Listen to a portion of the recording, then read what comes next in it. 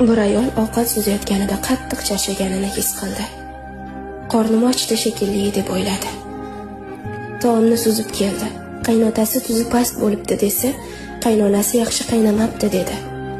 Dili og'ridi. Bir ko'ngli dasturxonga qo'yilgan ovqatni maqtab yeyish sunnat deb aytay dedi-yu, tiliga chiqarmadi. Uzr oyijon, uzr dadajon dedi. Indamay bolalarini ovqatlantirdi. Idish tovoqlarini yuvdi. O'g'illari yoyib tashlagan o'yinchoqlarini yig'ishtirdi. Qoni kamayganmi holsizlandi. Ertaga 6 soat darsi bor. Bir talay daftar tekshirish kerak hali.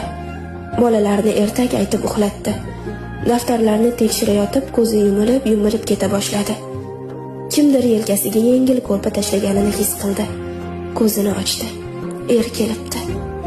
Assalomu alaykum. Qachon keldingiz? Ovqat tayyorlaymi? So'radi u. Charchabsan-a? O'zim suzib yeyman. Sen biroz dam ol. Yo'q, o'zim. Oshxonaga yurdi u. Qo'ling shirin, ovqatlaring bir mazaliki, hech qaysi restoranda bu mazani topolmayman. Ayolning ko'ngli yorishdi. Ishtaha bilan ovqatlanayotgan turmush o'rtog'iga tikilib, charchoqlari ham tarqab ketganini his qildi.